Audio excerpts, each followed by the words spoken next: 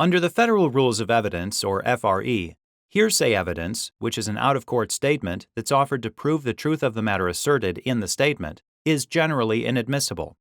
However, Rule 803 of the FRE provides several exceptions to the rule, regardless of whether the declarant is available to testify as a witness.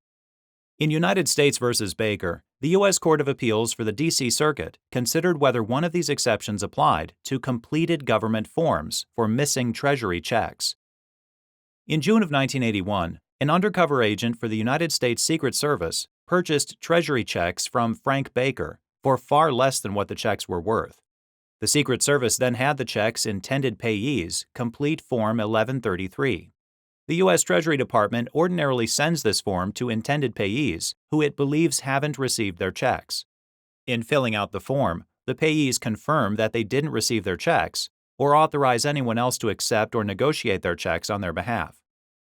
Subsequently, following an investigation, Baker was indicted in federal district court on 3 counts of embezzlement of government property.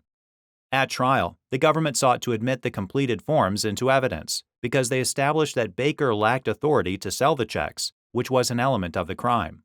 Baker's attorney objected, arguing that the forms were inadmissible hearsay evidence. The court overruled the objection and admitted the forms, concluding that they were records of regularly conducted business activity. Following trial, a jury found Baker guilty on all 3 counts. Baker appealed to the U.S. Court of Appeals for the District of Columbia.